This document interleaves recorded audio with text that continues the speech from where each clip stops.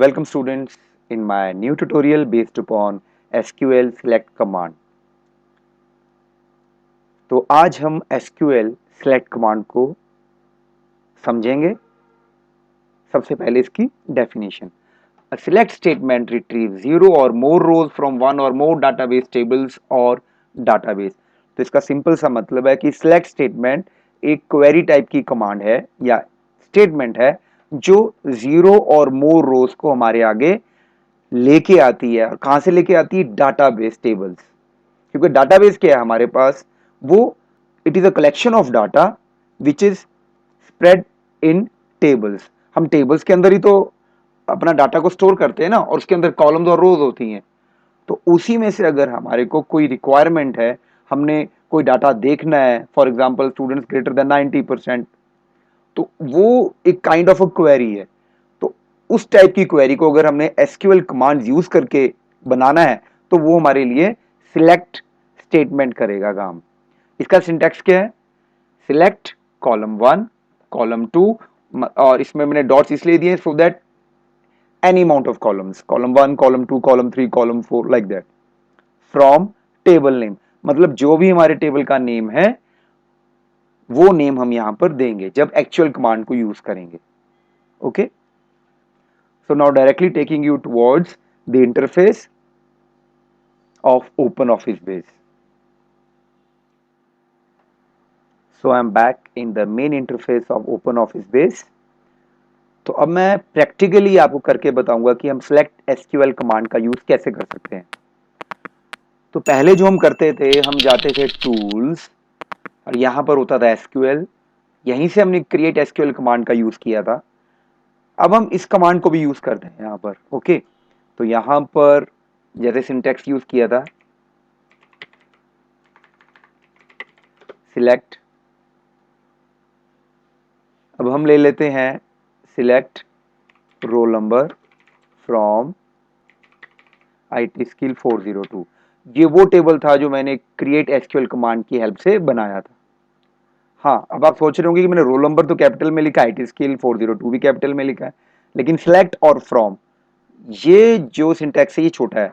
Because मैंने पहले ही बोला था कि SQL command is not a case sensitive language. ये केस सेंसिटिव नहीं है, चाहे आप कैपिटल में लिखो चाहे स्मॉल केस में लिखो, लेकिन हमें फील्ड नेम और टेबल नेम जैसा सेव किया है वैसा ही हमें लिखना पड़ेगा।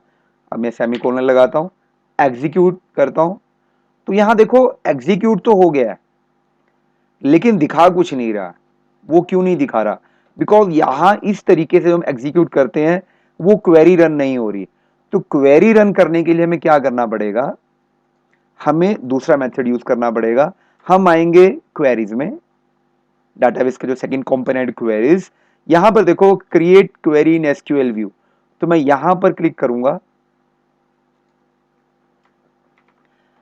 अब यहां पर क्लिक करने से मैं इसको थोड़ा छोटा कर देता हूं so that I can see what I am doing at the back, ताकि मुझे पता चलता है कौन से टेबल पे काम करना है। तो अब यहां पर देखो इंसर्शन पॉइंट आ गया। अब यहां पर मैं वही कमांड लिखता हूं, select name roll number from, तो मेरे टेबल का नेम था आईटी स्किल। तो मैं इसको एक बार सेमीकोलन, कमांड वही है, उसी सिंटैक्स से मुझे लगाना है और इसके बाद मैं रन कर दूंगा क्वेरी को। अब ये देखो ये मेरे पास क्वेरी रन हो गई। एक बार मैं टेबल ओपन कर लेता हूं यहां पर। तो ये मेरे पास आईटी स्किल का जो टेबल था जिसपे मैं काम कर रहा हूं, मैं डबल क्लिक कर लेता हूं तो यहां पर टेबल ओपन हो गया। तो जस्ट मैं आपको समझाने के लिए मैंने दोनों टेबल्स ओपन किए। एक तो मेरा इंटरफेस है जहां पर टेबल है, और सेकंड यहां क्वेरी पे मैं काम कर रहा हूं। तो यहां पर मैंने देखो, मैंने इसका ऑर्डर चेंज कर दिया। यहां पर मैंने नेम को पहले दिया तो वो नेम को शो कर रहा है, यू कुड सी है यहां नेम को कर रहा है, जबकि यहां पर ओरिजिनली रोल नंबर था और नेम है और मार्क्स है। अब मैं इसमें और चेंज करता हूं। अगर मैं इसको हटाना चाहूं, सिर्फ रोल नंबर लिखना चाहूं, roll number from IT skill, अब मैं रन करता हूं तो ये देखो ओनली रोल नंबर दिखा रहा है।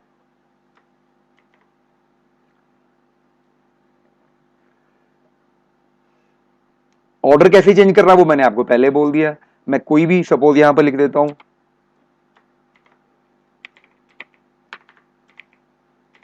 सिलेक्ट मार्क्स रोल नंबर, और मैं सबसे लास्ट में लिख देता हूं नेम। पूरा ही ऑर्डर चेंज कर दिया, नेम फ्रॉम IT स्किल 402।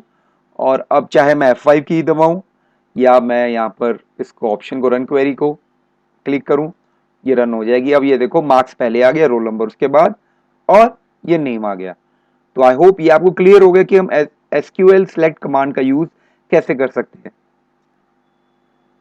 अब इसके बाद अगर मुझे सारे के सारे रोज और कॉलम्स को शो करना है तो उसके लिए मैं एस्टेरिक साइन, जिसको स्टार साइन बोलते हैं, वो यूज करते हैं। लेकिन उस चीज को मैं नेक्स्ट ट्यूटोरियल में बताऊंगा। फिलहाल मैं ये वाला ट्यूटोरियल यहीं बंद कर रहा हूं। लेकिन बंद करने से पहले मैं ये जो क्वेरी है ये उन टेबल्स पे भी यूज करना चाहता हूं जो टेबल्स मैंने या तो डिजाइन व्यू में बनाए थे या मैंने विजार्ड की हेल्प से बनाए थे। तो मैं यहां पर इसको फिलहाल बंद करता हूं। मैं चाहूं तो सेव भी कर सकता हूं, ये क्वेरी बन जाएगी।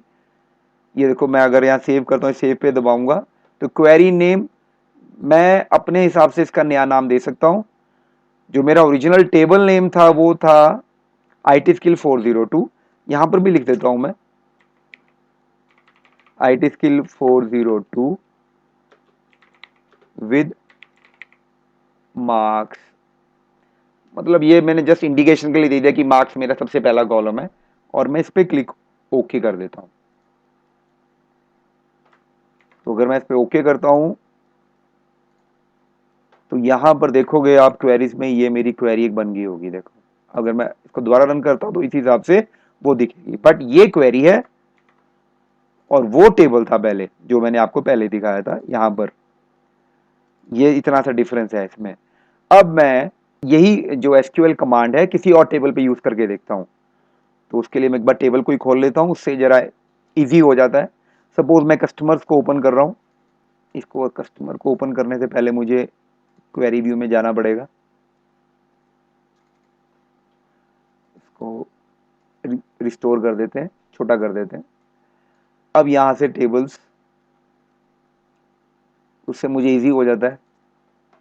ओके, तो at the bottom task bar पे आपको दिख जाएगा जो मैंने क्वेरी भी खोल रखी है। मैं क्वेरी को ओपन कर लेता हूं। अब यहां से मुझे इजी हो जाता है सिलेक्ट करना, जस्ट समझाने के लिए मेरे लिए इजी हो जाता है। तो यहां पर मैं सिलेक्ट कमांड का यूज करूंगा।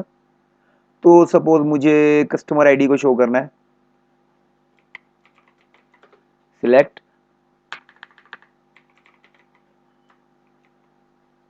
कस्टमर आईडी, C कैपिटल है तो मुझे वही फॉलो करना पड़ेगा।